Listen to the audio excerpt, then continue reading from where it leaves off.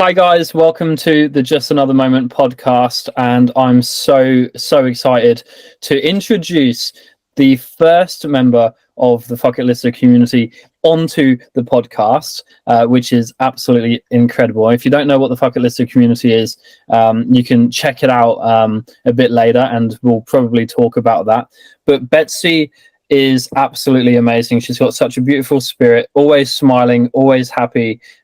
29 years in the Navy, traveled the world, experienced burnout and her own journey coming back through the burnout and mental health. And yeah, she's just an absolutely incredible guest. So welcome, Betsy. Thank you so much for being here today. Thank you, Arthur. What a wonderful introduction. No, thank you. It's so wonderful to have met you through the Fuck It List group, and that is really an amazing group of people who are all doing incredible things, like all the things that you're doing with your company and with this podcast. Very happy to be here today.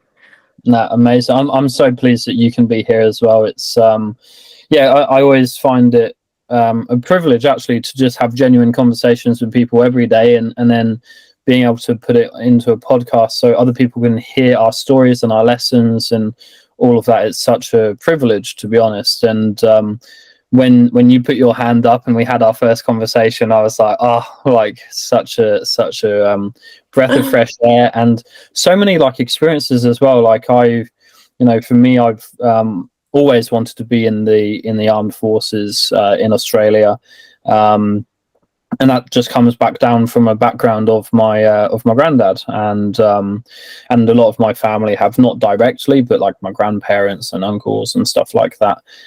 Never something that I ever got to do. But yeah, and then so right. Meeting people, I always instantly have a huge amount of respect and instant connection there as well, because I know how challenging it can be, but there's something still even today that draws me into that sort of space. So yeah, but like tell me like where you started, like a awesome long career in the Navy.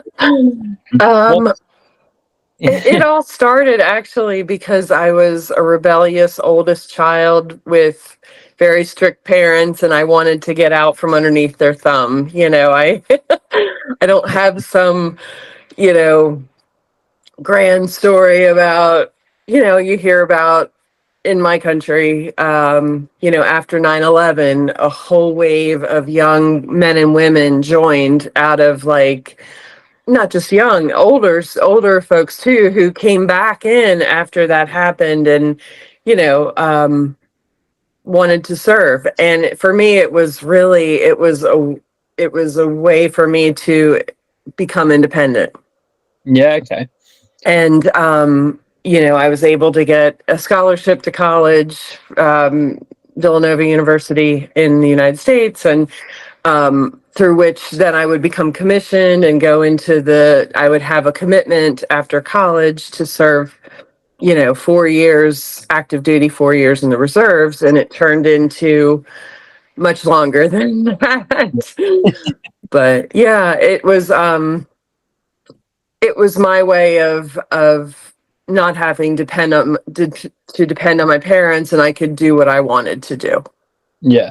But then I went under the Navy, and then they told me what I needed to do, and I didn't have much freedom there. So. I was just going to say that. Yeah, I can like rebel, I can do my own thing, and then hang on, the Navy is in charge of me, and they control. Yes. Yes. But yeah, so why was it Navy and not like Army or Air Force? Oh, yeah. My mother, one of my mother's sisters, her husband was a Navy pilot, and we lived pretty close to them. He was stationed usually down in Virginia Beach, Norfolk area, E2 pilot off the aircraft carriers. So we lived about 3 hours apart. We would visit down there, and he would take us onto the ships. I also grew up pretty close to Annapolis, Maryland, where the U.S. Naval Academy is located. So visits to there, and my father encouraging me to think about going to the Naval Academy because I think he didn't want to pay for university. So um, I actually received an appointment to the Naval Academy from then Senator Joe Biden, because I was from the state of Delaware. But Yeah. I ended up going instead through an ROTC program, which is like you have a more normal college experience where you're more of a normal student than going to a military academy. Yeah, awesome. Yeah. And yeah, and so you, as you mentioned, it was a even so 4 years commitment and a 4 year reserve commitment, still a long time, right? But you, When you're 18 and you're signing on the dotted line, that seems like a long time because yeah, you're only 18, and that's almost, a quarter. That's a little less than a quarter of your life. yeah, absolutely. And yeah, far out. And so what was your thoughts when you were signing on the dotted lines there? Um, like, is this something I really want to do? Yeah. And then I just go, I set out to do this. It's only 4 years. I'll get to hopefully travel and do a lot of interesting things, meet people from different places, and I got more than I bargained for in that realm. That was awesome. Yeah, yeah, amazing. And Yeah. so what was your absolute highlights like when serving? What was your like favorite moments? Because you've been everywhere. And yeah. Yeah, the Navy does take you to a lot of places, even places you maybe don't want to go again. Saudi Arabia for one, sorry, but like that's not getting accosted by the religious police there was not on my top list. Best, I would say, there's like kind of the educational side of travel, and there's also the very fun side of travel. So going to places like Israel, hugely educational, visiting the holy city, those kinds of things. For fun, it could be like going to the Balearic Islands or, anywhere along the Mediterranean coast was a lot of fun. I was able to get scuba qualified Mm, when we spent a summer in the Red Sea.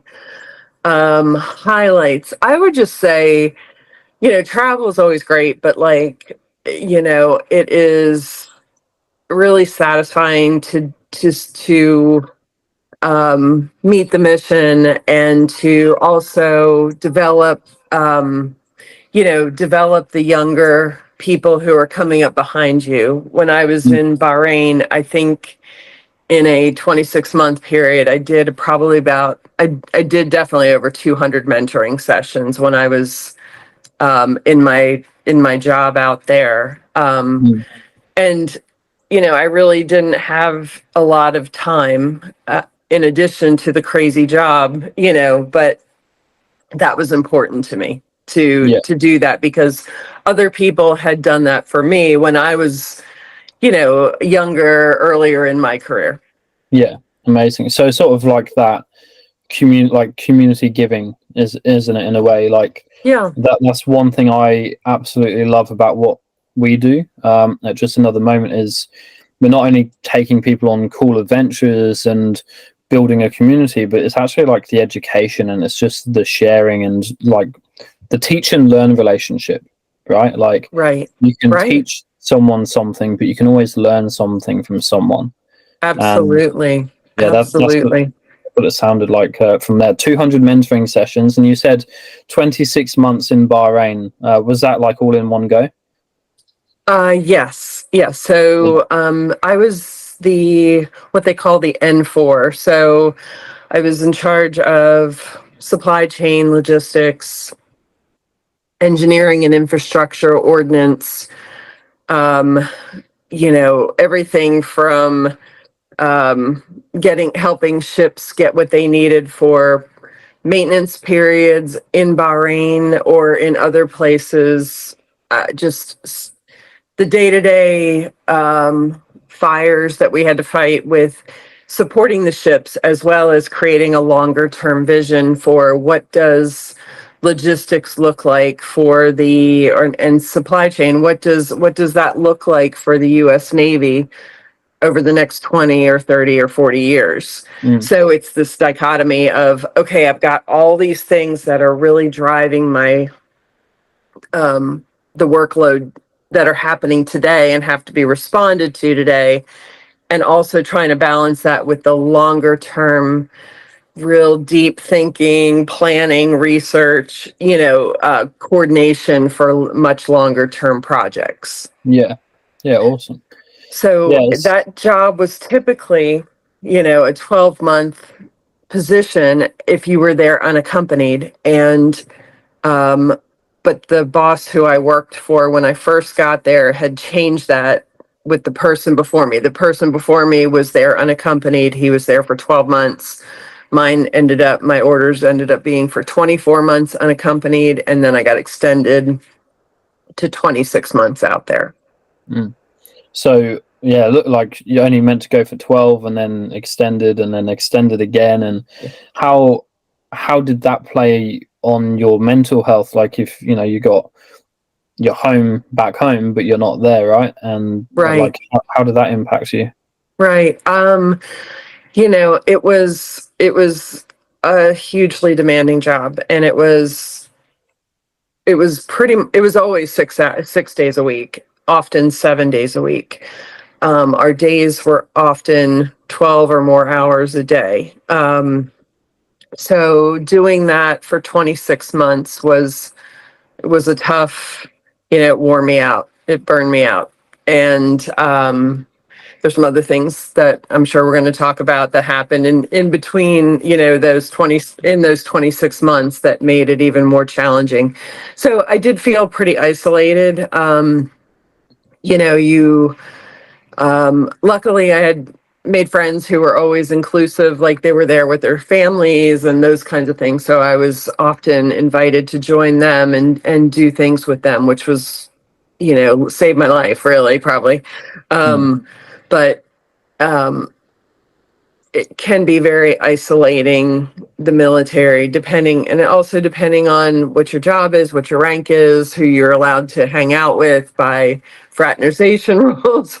Like if you're you have to kind of stay within your pay grade, and I was the only female there at my pay grade, and so I had to have male friends because not that I wouldn't anyway, but you have to find your support group wherever you are. Yeah, absolutely. And it's tricky, right? Like I speak to a lot of people and they say, I don't like sense of community. I haven't found my tribe, or like haven't found that that group that connects. But if you're limited by choice, you don't really have a choice. So how did like those relationships, I guess, start and were maintained? Because like it's not always easy to get along with everyone, right? And sometimes you have to. And did you experience that when you were out there? I really found that I had a really nice group of friends who were, outside of my workspace, I would say. Like, I had a team of about 50 people for my team, but outside of that, I had other friends who were my peers. And one of the most fun things that I did was join the British Club in Bahrain, and it was so nice because it had a chilled pool, because Bahrain is miserably hot for most, not most of the year, but at least 7-8 months out of the year. And I would have with one of my peers, we would go on Friday. Friday's the holy day in in Bahrain and the Muslim countries. So we wouldn't have off that day, but we could come in a little bit later. So we would go and play tennis. We would start the minute that the British club opened.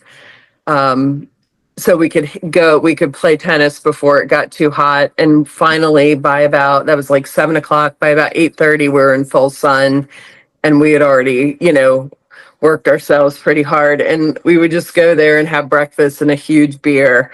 And it was this Friday morning ritual that I just looked so forward to every week, like to get exercise, to be outside, even though it was brutally hot. And then, okay, reset. Okay, now I'm gonna have a beer. I'm gonna go home. I'm gonna get a shower, and I know I have to head into work soon thereafter. But it was just this nice little reprieve and little bright spot in the week.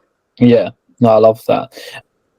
And we spoke last time. There was a couple of things that you mentioned. That the first one being, it was difficult for you to go out in nature and to get that sort of like relaxation for yourself, or that reset, because obviously you're on base and there's like safety things that you would have to consider, and so like how did you find that level of isolation, or that level of containment, I suppose, because you mentioned, like, for your mental health, like later on, being able to go in nature and have time to yourself and whatnot is one of the best healers for you. So how did you cope with that? And was it like a dangerous area to be at that time as well? I would say it's not. Bahrain's not very dangerous in that way. There are a lot of expats who live there. It's more of an internal conflict within the country, supported by outside actors. But for us, not that dangerous, unless, you don't look for it. You know what I mean? Like, you're always kind of aware of where places you shouldn't be.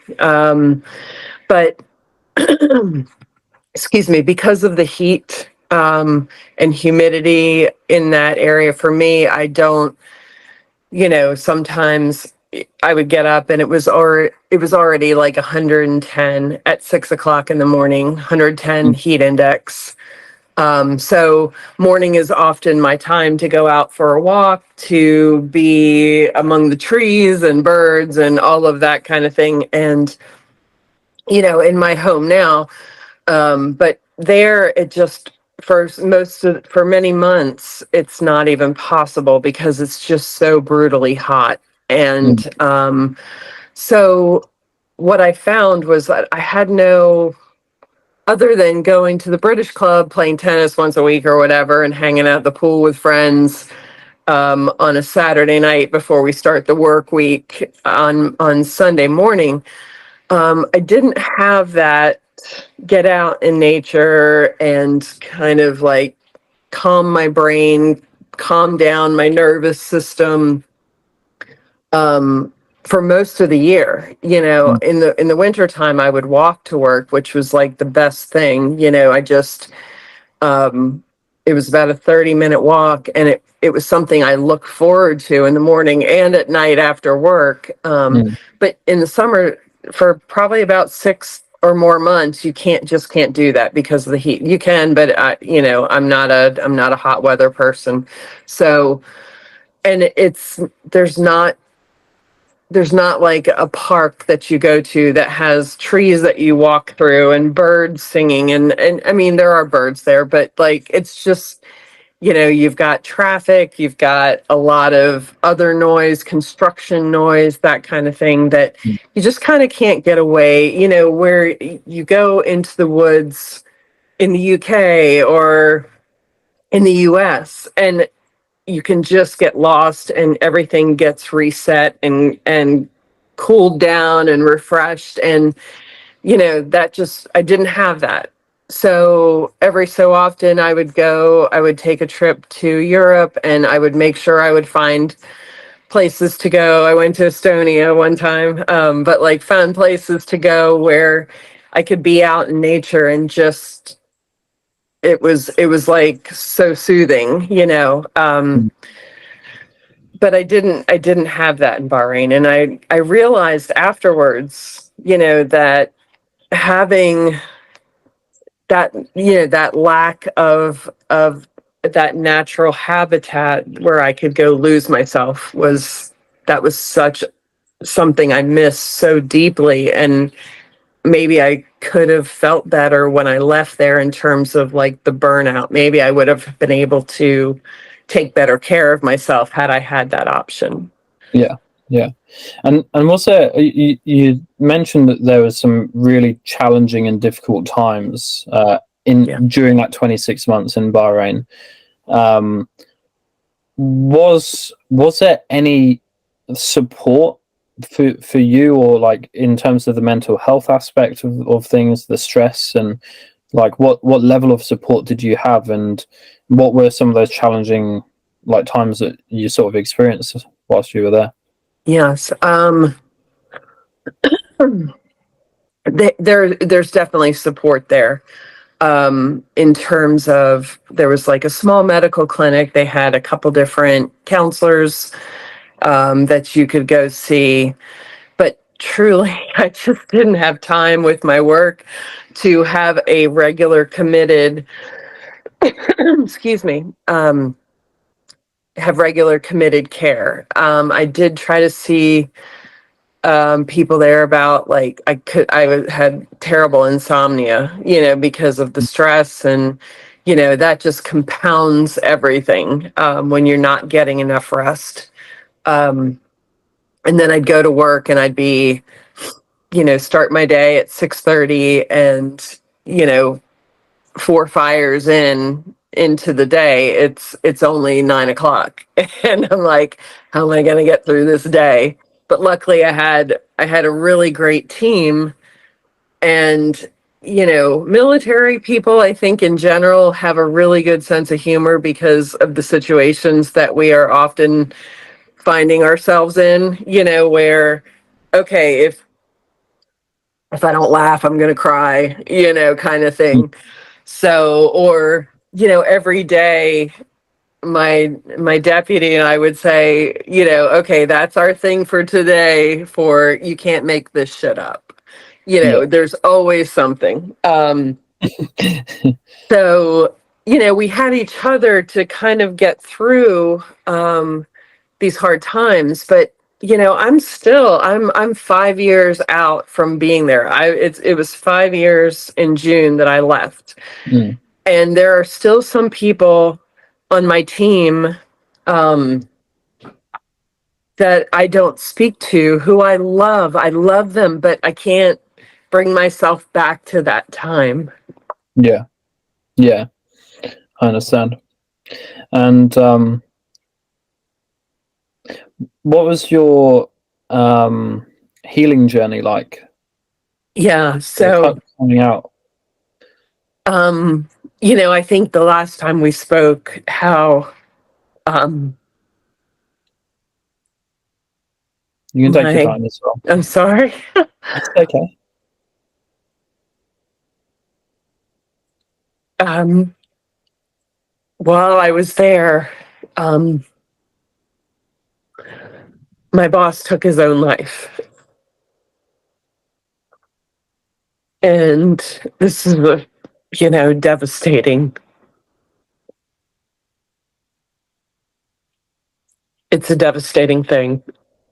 And so I was about 6 months from leaving when this happened. He had been my third boss in, you know, 18, 20 months, whatever it was. So we had this kind of revolving door at a very, very, very senior level. And that causes a lot of disruption and churn in the workplace because you're used to doing things a certain way, and then a new person comes in, and I get it. I mean, you always have to change and adjust, and you do. Um, but they come in with new ideas and they question the way you've been doing things under the old guy. And, so 5 months in, I had a new boss. 12 months in, I had another new boss. And, and then when my boss took his life, I had a fourth boss, over my 26-month tour there. And after the admiral committed suicide, it was helping the family and it was helping other people, and I was a wreck. I was already, so many months into this job and I was worn out already, and this was just one more like chipping away at my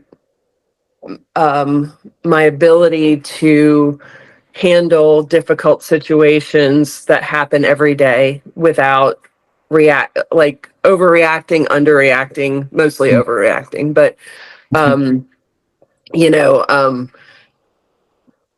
I felt like I had, normally when you're dealing with everyday situations, we all have a certain length of fuse, is how I kind of think of it, where I have a really long fuse now. I can handle a difficult person and just be like, and not react, not respond, just work through it.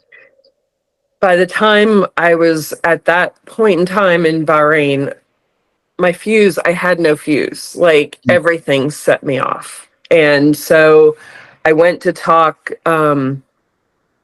this would have been December. In January, I went to talk to the doc on staff. We had a captain on staff who was a medical doctor, but he was kind of coordinated a lot of different medical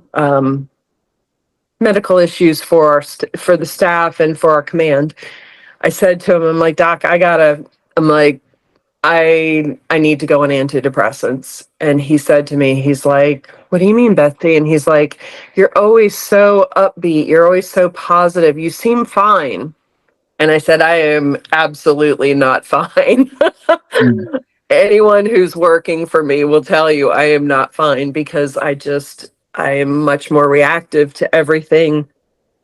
One day I'm something will set me off. I'm crying. Like, that's not me at work, so, he's like, I don't know. You're only going to be here for a few more months. Like, you can tough it out. You can do it. And I'm like, no. I'm like, I know that I need something to help even me out to get through these last months. And he said, okay. So I said, and I don't have time to go for an hour-long therapy session every month. Or every week. I don't have time for that right now. I'll deal with that when I leave here. But for now, I just need that help to get through the day. So that's kind of where I got help. It wasn't ideal necessarily, but it did help me to kind of even out and to make it through my final 5-6 months. Yeah. I think that's really, really important. Because I know, like in Australia, that the perception, and I think this is in general, right, across the world and Western society, the perception of being able to speak up and show your, what everyone would say, weakness, is wrong, because when you open up and say, hey, I need help, it shouldn't come into question about your capability to do the jobs and to do your work. And in Australia, and I'm glad you actually stuck with the, no, this is what I need. Like, you've got that self-awareness and that confidence behind it. Because I know back in Australia that someone close to me went to the doctor and said, hey, I want to, this is how I feel, this is what I need. And they basically said, well, didn't you want to become a police officer or go in the army at some point? And they were like, yes. And the doctor then advised against any medication route or any even mental health route, like even Right. like Right. counseling, because if that goes on your record, you have to then explain that there's this perception that you're not going to be able to get the job because you can't handle it. Right. Right. And yeah, Absolutely. it was so important. So is that similar in your experience to some people in the forces, Yes. or yeah, Yes, absolutely, Arthur. And but it's changing, which is a yeah, good, very good thing. nice.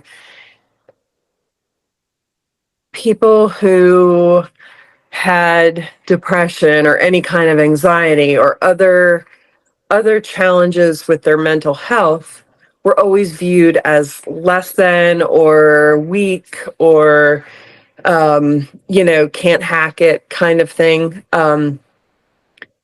And there's still some of that, but in general, there has been a growing understanding of how, at least in the military that I saw, of how military life can contribute to so many of these challenges with being separated from your significant other, your spouse, your partner, your family, your home, your everything for months on end, and being sequestered in these environments where it's very high pressure, very relentless demands. And, in the worst cases, like so many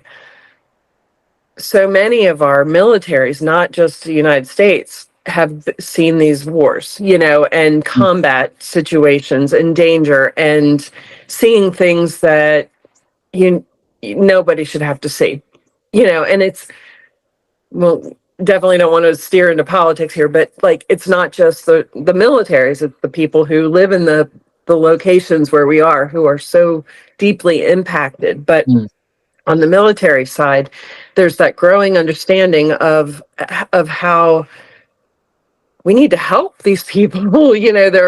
There are people who are taking their lives or taking other people's lives because they're so deeply wounded by, you know, what they've experienced, or they're it's not being, we're not being attentive enough and seeing the warning signs or intervening at an early stage where we can really kind of shift the course of that yeah, person.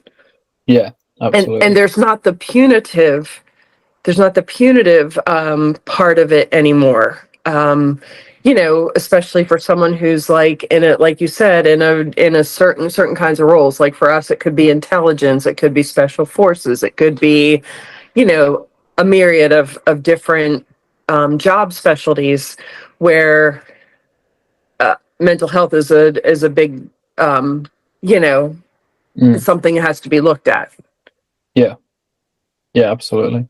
I find it, yeah, it's so fascinating, isn't it, that there's so much that can present as a warning sign, but it's often missed because it's not like it's a physical injury. You can't see it. And Correct. you know, like Correct. like I said before, you're always so happy. You're like that's how you come across, and then there's still wounds within you, right? Right. And Right. you're still feeling. People can um cover it so ex- easily. exactly right. Yeah, absolutely. And one thing I wanted to ask as well, last time we spoke, but I think this would be like really important without getting political, of course, but I've always come from like my desire to join the forces was always around helping people, right? Like Right. I saw what my granddad, well, I never saw what he did, but like I've heard, his role was in ordnance. He was bomb disposal technician, and ultimately he was there to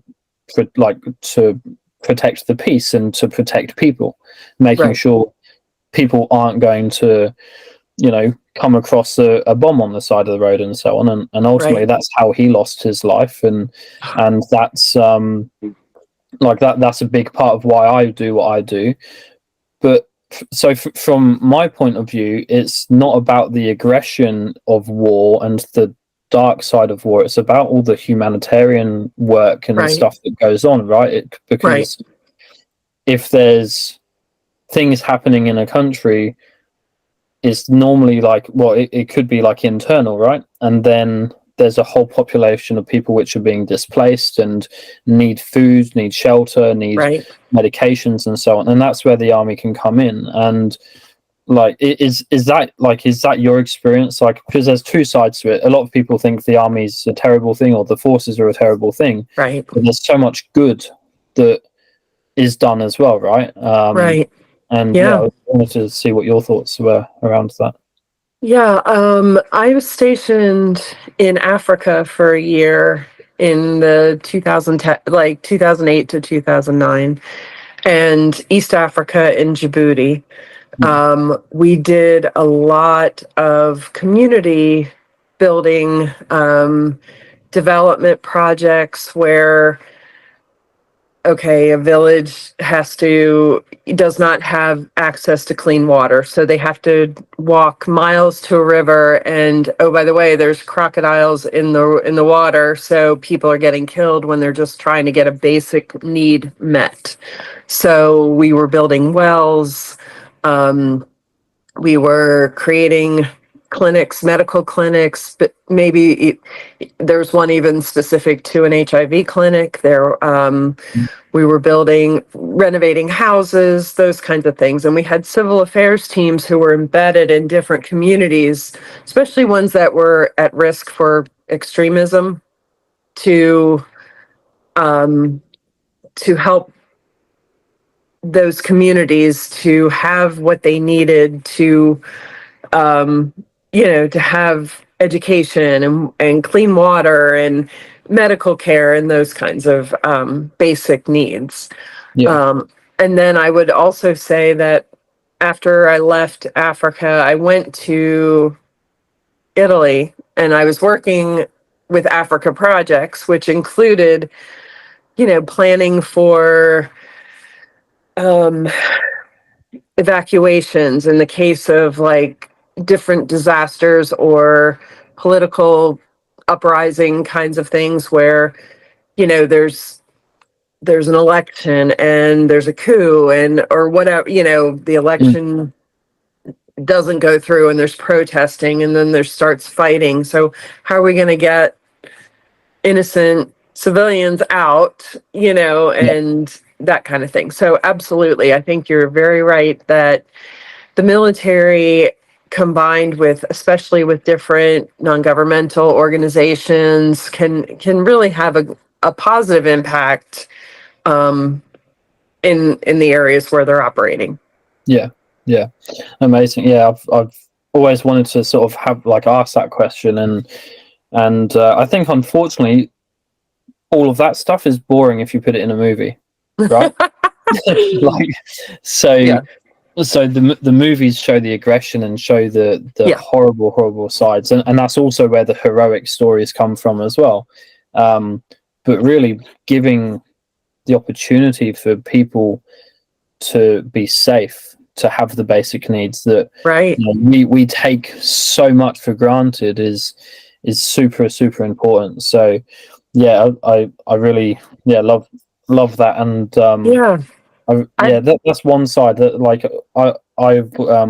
I told you I went and got my Bachelor of Business and majored in logistics and supply chain management after I didn't get in the army, so I could come back and be like, this is what I got. I am serious. I'm back. And then a couple of classic Arthur accidents happen, and that never sort of came out. But I think it's such an important thing. Like in terms of humanity, I've just finished a book, The Courage to Be Disliked, and it talks about horizontal relationships with people rather than vertical relationships. And this would be interesting actually for you, because in the forces, vertical relationships, right?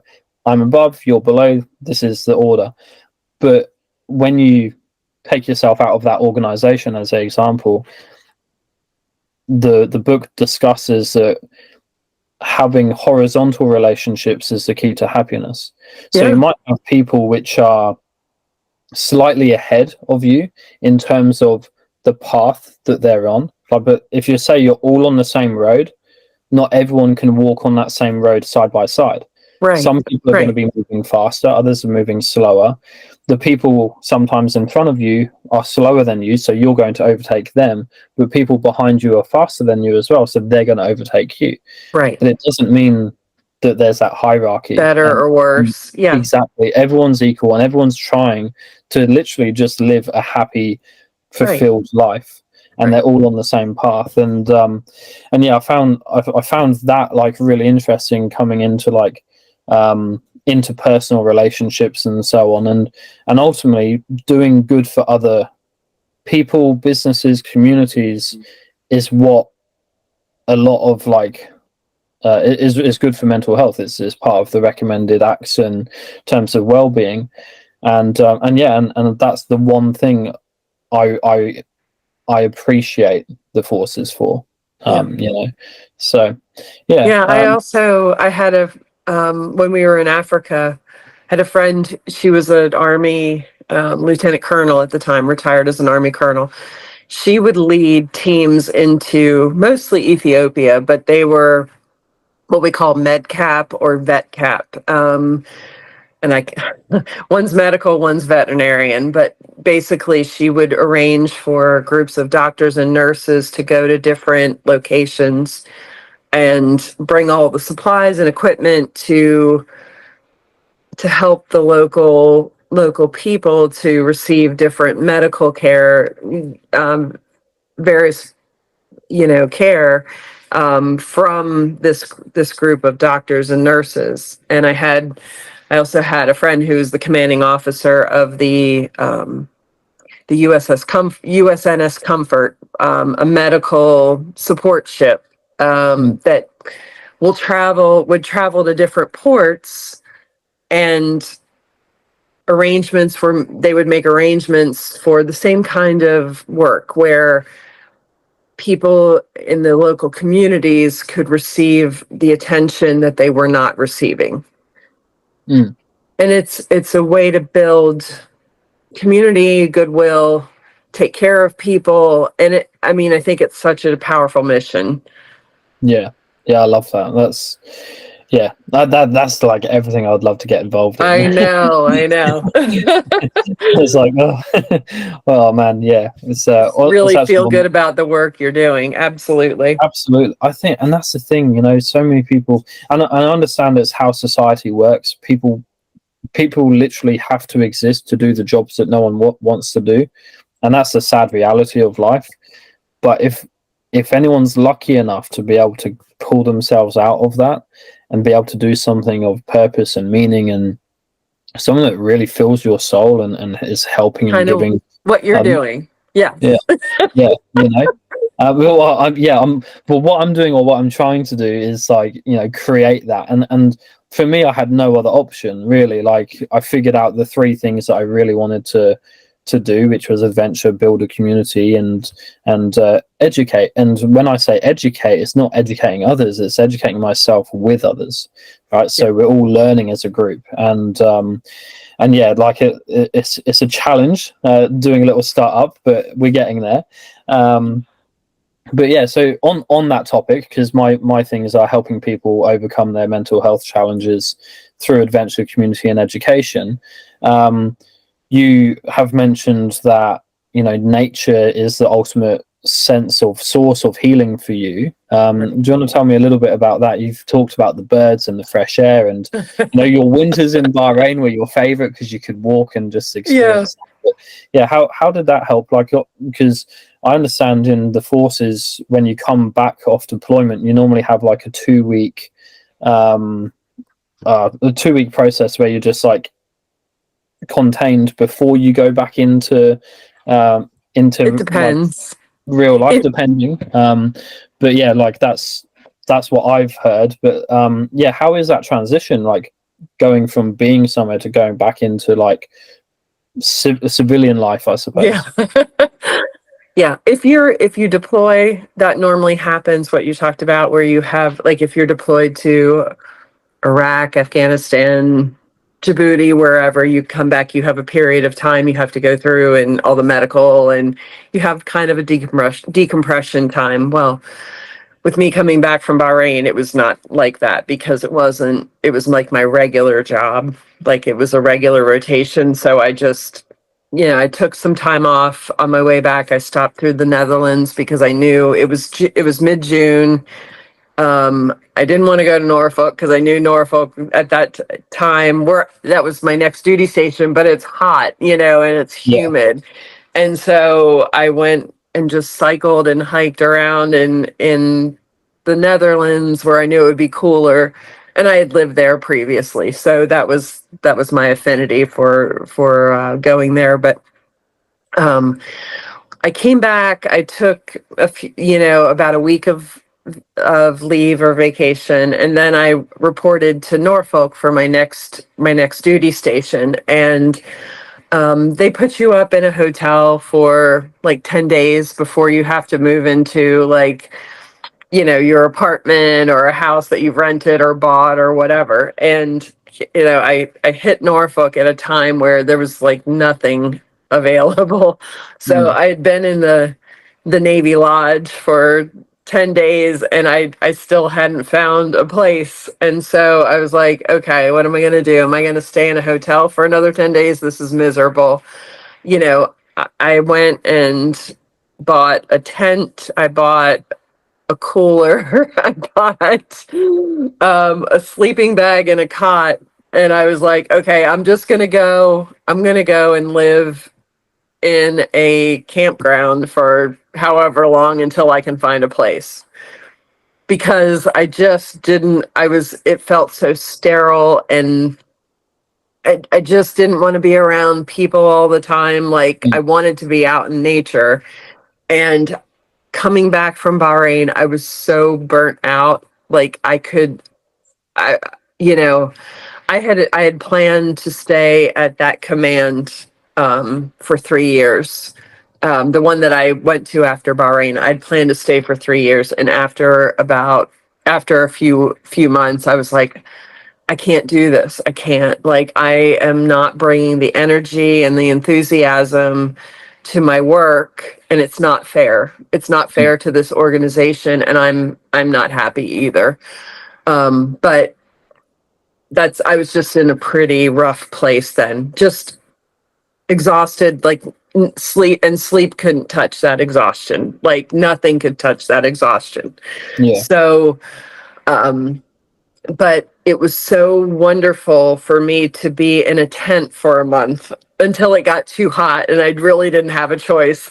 But going to sleep, and it was like crickets and bugs buzzing around outside, waking up to the birds, and waking up with the sunrise and it being cool and having trees around me, and just having a very simple existence where I'm waking up in nature and I'm going for a walk in nature, and then I'm getting ready to go to work and I feel better.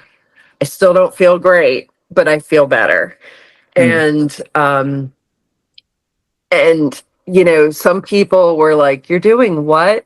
Like, you're living in a tent in a campground? Like, what's wrong with you?" kind of thing. I'm like, Mm. well, pretty much everything's wrong with me right now. Yes, I get it. Yeah. But this part of it, me living in a tent, there's nothing, that everything is good about that.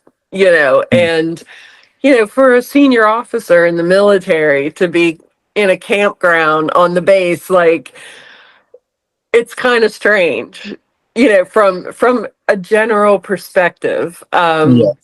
Most people would be like, what is she doing? And I'm like, but I'm not one to worry about that kind of thing. I was loving, loving, loving. I would have stayed there.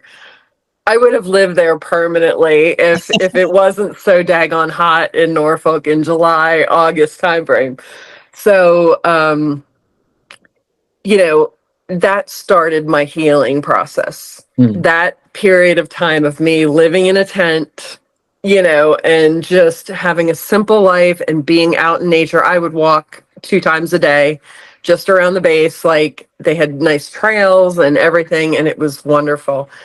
And then I stayed in that job for another 16 months. I retired and I moved into the woods. Like, I moved into this house purposely. I'd never seen the town. I'd never seen the house, but it was this cute little like gingerbread house, and it was on a half an acre, and it was in the woods, and it had a pond in the back, and it was out in the mountains of North Carolina, and it was fairly close to my folks. So I just decided that I needed to live in nature during that period of time after I left the Navy, to continue to recover. And I took 10, 11 months off where I did not work. And I was just outside as much as I could be outside. And, and I started going for therapy. I had started therapy and that kind of thing to help me through the burnout and, the sadness of like the loss of my boss, the anger at him, all these different crazy emotions that you have. And, and then finally, after about 10, 11 months, I was ready. I was ready to kind of pick myself up, dust myself off, and try again. Yeah. But it was, for me, being surrounded by beautiful nature, being able to walk every day outside and just kind of recover. Try to get back to who I was before. Yeah, that's so beautiful. It's that you hit the nail on the head around everything that I'm trying to sort of do, right? Is using nature to just reconnect. And it's not just reconnecting with yourself, but it's reconnecting with nature, becoming one with our home, which is Earth, and then also connecting closer with other people, and then on a deeper level with ourselves. We become so disconnected with ourselves sometimes that I've said for a long time, and it's on my bucket list, that the one thing I really want to do is sit in a field with no people, no technology, just my tent, my little campfire for 2 weeks. 2 weeks complete isolation, camping. And if you can sounds wonderful. And I say, if you can get yourself through that and you can connect at a deeper level with yourself through that experience, obviously I need to experience it, but I believe coming out of that is you're much more grounded and much more peaceful. Absolutely. The only I've camped before, like on my own a couple of times, and only like 2-3 days, and I absolutely loved it. Just the fresh air, the sunrise. You could do things on your own clock, but the reason why you connect with nature with that, I believe, is because you're waking up as the earth is waking up in your perspective, and you're going to sleep when the earth is going to sleep. So you're really becoming aligned with nature, and then you give yourself that time. It's so easy with artificial lights and technology that you just stay up and up and up because that's what stimulates. Right. But without that stimulation, you calm down, your whole body calms down. And I love it. And one of my best experiences this year, I would say, was literally just living in Moshi. I lived in a volunteer accommodation, so I got the adventure by going out and traveling around, but I got the community connections with the people that I was with, all like-minded people wanting to help in other communities, whether they were doctors or trainee doctors, teachers, lawyers, like anything in that space, which is actually helping community. I just absolutely loved that.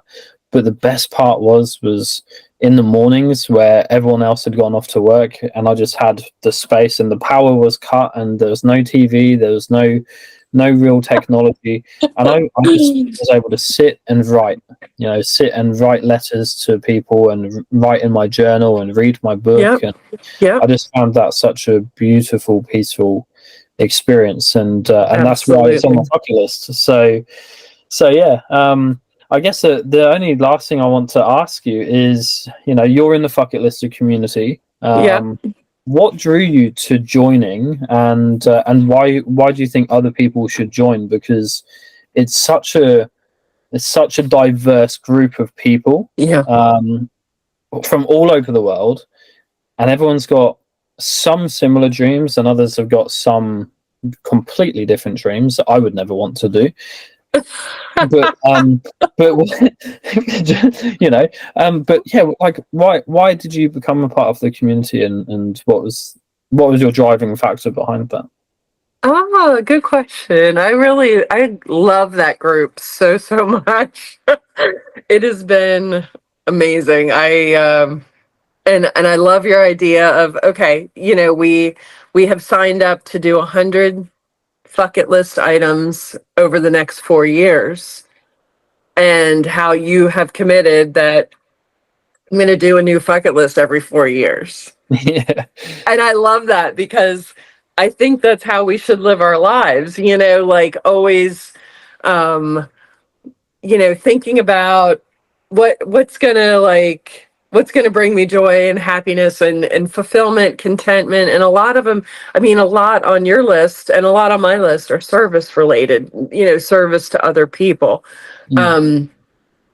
I would say, why did I join? I just I saw the video that Jonas had put up about how it had changed his parents' lives. And that really touched me, because, my parents are in their 70s, and I see them slowing down, and I would love for them to do something like that, to be re-energized and to feel like, okay, we're not just waiting, passing time. Yeah. But I think for me, I'm still, after leaving the Navy, I mean, I retired 4 years ago, and I've had my own, ghostwriting, content writing company. I have a small business where we do import with a partner, imports in the home decor, home hardware space. I'm helping a company do sales and marketing for some, indoor air quality products related to mold and mycotoxins. But do I love any of it? I'm not really sure. Yeah. It's okay. It's all okay. But I'm still trying to find what it is that kind of lights me up, like the way that you are passionate about this community around mental health and nature and helping people. I'm still looking for what that is for me. Mm. And so I believe that going through this process for the next 4 years doing the Fuck It List is really going to help me get closer, or help me to find what it is that I'm meant to be or meant to do, Yeah. because I feel like it's something bigger than what I'm doing now. Yeah. Yeah. So and I joined the free community, and then I saw like the accountability piece of the inner circle group, which is, I'm like, I need this. Like, I really need to connect with people like this. And there are things that I keep saying, oh, I've always wanted to do that. And I mean, I've traveled the world. The Navy has taken me so many places, but there's still so many things I want to do and haven't done. So I'm like, okay, right now I'm writing a book about my Navy adventures, because Mm. I was on 3 different ships. I was stationed in, like I said, in Africa. I was stationed in the Middle East. I was stationed in 2 places in Europe, in Italy and the Netherlands. And there's just a lot of funny, and what I think are funny, but I think other people probably will too. We'll see. It's up to the Yeah. reader, of course. But I kind of want to like do a Bill Bryson-esque book about my Navy adventures, which I'm working on. And I started, over 2 weeks ago with one of our challenges. How Jonas has Mm. put out like, okay, a 7-day challenge or a 30-day challenge, go. Um, So I'm in the process of doing a 30-day challenge where, in addition to work and everything else, I've committed that I will spend 1 hour every day for 30 days writing about my Navy experiences. Mm. And, it's amazing how much progress I've made just by committing. Yeah. I mean, it's been, I don't know, 16 days that I've been doing the writing, 17 days maybe. And it's amazing how much is done because of this one challenge. Yeah. So that's what I love about the Fuck It List group, is just really, like, you got to dig in and do the things that you say you really want to do, and you find out if you really want to do them or not. Yeah, definitely. I've found that out for sure. You commit to something and you go, oh man, why did I commit to this? Like, but it's so good, and like that example, your day 16, day 17 now, committing 1 hour a day to it doesn't seem like much in the grand scheme of things. But if you said, I'm going to commit 30 hours this month to doing this, you wouldn't do it. Right. Who's ever going to find blocks of time that get you to 30 unless it's your primary job or whatever. Yeah, but exactly. And so that's a beautiful thing about it, because what we have is a very easy, simple to understand and use process where we take our big goals and we break them down into small actionable steps. And yep. he's the Fuck It Lister community, and Junus has really developed and designed something that applies to pretty much any coaching practice where you have a big goal, that's what you want to achieve. How do we achieve it? We're going to recreate your habits. We're going to set the small action steps and the smaller goals in order to achieve the big goal. And it's so beautifully, easily laid out that, like, I literally say it's more valuable than a gym membership, because if you wanted to improve your physical fitness, you can do it through the habit building practices on this without ever going to the gym, because you can go for a run, you can go for a bike ride, you can do your push-ups or your sit-ups or whatever it is. Right. You can set that up yourself, and the cost of this is so, like, the daily coaching that you get, the accountability partners that we all have, the mentorships that are available between each other, the value is unreal, right? And I love it. And I think a lot of people stress out. Like my mum, for example, and the reason why I want to be part of it is because I see my mum. She's always wanted to go to an active volcano. Right? She's 60 this year, never been, but she's always wanted to go. Like probably since she was a teenager. Right? So let's say 45 years she's wanted to go to an active volcano. They've had enough money to be able to do it. Lived in England for a long time, pretty close to Iceland, or Italy or Italy or whatever, right? And just has never done it because I can get round to that. But right. If what happens in another 10 years, or there's always time until there isn't. Exactly right, and that's the beautiful thing about this, is trying to achieve as much as you can in and around your everyday life is so beautiful. I love it. Yeah. So yeah, well, I think it's one of the best things, one of the best decisions I've made for myself, to be honest. And I'm not going to say how many years, but I'm not old enough to be your mom, but close. No, but it is such an affirmation of, like, I'm worth it, and the things that I want to do matter, and I'm going to make them a priority. And it's just, this community is phenomenal. I'm just thrilled to be a part of it.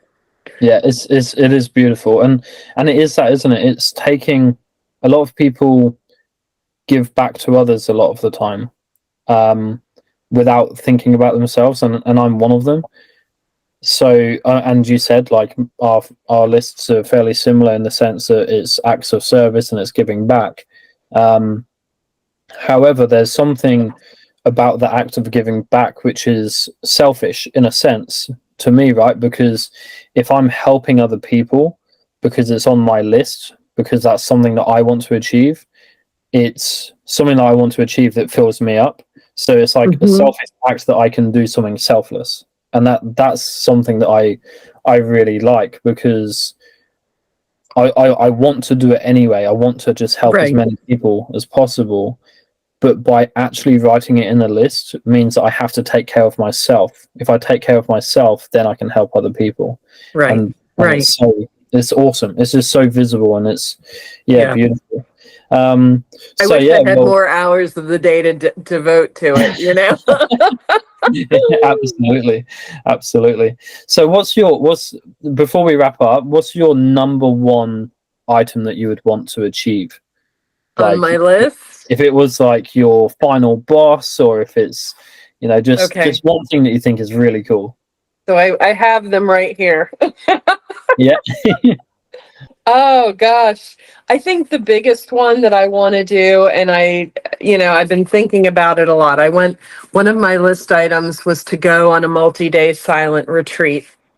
And I did that a few weekends ago, and Mm, it was wonderful, in so many ways. Like when you talked about going out, how you want to go out into your tent completely disconnected for 2 weeks and just, have the space to think and to enjoy and to relax and all those things.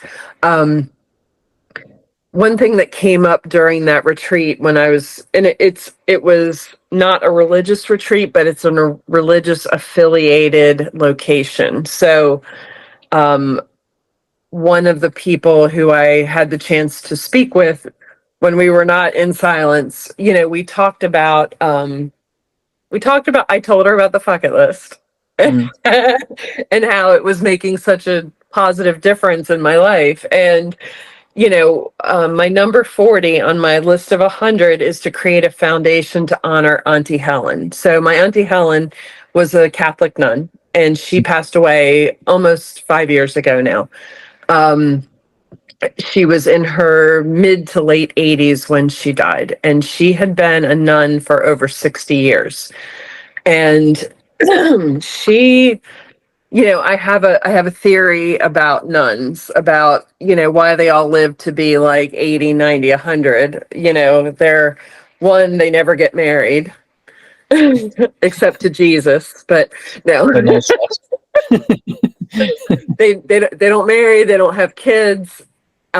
They don't have to worry about basic necessities in life because the church provides housing and food and healthcare, that kind of thing. And they do work that is meaningful to them. And I think that's a huge thing that a lot of us don't have the courage or the option to do. Mm, So, but I want to create some kind of foundation, nonprofit in her honor, because in her last in her last 20 years of work, she worked until she was about 83. She was bilingual. She was fluent in French because that side of my family is French Canadian. Um, she helped many immigrants who came to the Boston area, a lot of them from Haiti, but also from other other countries that may have spoken French, but maybe not. Maybe like Portuguese. Like there were some people from Brazil, from Cape Verde Islands, but a lot of Western African people were coming to that area as well. And she would help them she would teach them English. So she was like an ESL, English as a second language teacher, yeah. but it went so far beyond that because she was helping them find housing and helping them if their children were having a challenge in school, or helping them find work, or helping them find donations from the local community, whether it was furniture or clothing or whatever. So I think that's the biggest thing on my bucket list. And I think the pursuit of that item on my list is going to help me to unlock what it is that I really could be doing that is more beneficial to people outside of myself. Yeah. Yeah, I love that. I So, think, yeah, when you find the thing that helps others but fills your cup, yeah, it, yeah, it, it just becomes so much more beautiful, and life is just full of opportunities and full of possibilities. Yep. When you can see the positive nature in each and every day, and if you're doing something that you love, it's never going to be work, you know. Right. And if it has meaning, maybe I'll be like a nun and live to 100, you know. yeah, exactly.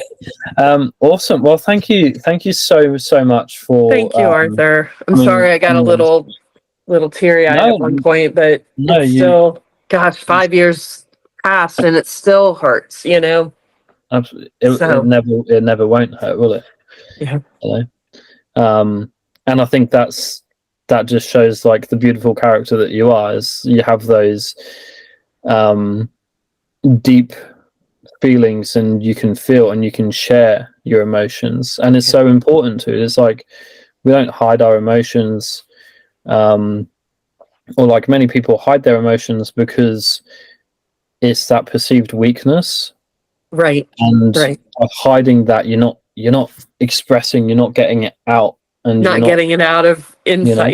Because it's a nervous system. It's a nervous system thing, right? That like when you experience a trauma or you experience something that like a event like that, it can hold and stay within your body, and like the tears are like that first emotional release, and there's so much more within you that, you know, if you can shake it out, you would love to, right? Absolutely. So yeah, it just shows how much of a beautiful soul you have and a beautiful person you are. And thank you, Arthur. Always being able to smile and you make me smile a lot and laugh, which is just awesome. But you shared some amazing stories and amazing messages today, and it's I'm really grateful for you to wake up early as well and take the time to be here on short notice as well, because I did say, hey, like, are you going to be available before I leave? And you're like, oh no. And then I was like, oh okay. And you're like, I'm available. So no, I really do genuinely appreciate it. And is there anything that you wanted to share before we wrap up today?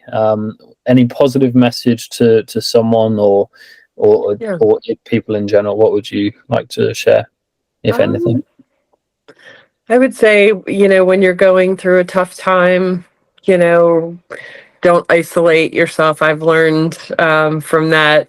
That's one thing I've learned, because I'm a little bit on the introverted side, so I tend to go inside. There's always someone who's willing to help, get out in nature, journal, do all the things that, there's a lot of tools out there, and ask for help, I guess, would be my message. We're not alone. We're never alone. Yeah, I love it. It's spot on. So truly, honestly, I thank you so much, and thank you, Arthur. I appreciate everything that you said today, and just the person you are. You're just awesome. So thank you. Thank you too, and have a wonderful trip to Morocco. Will do.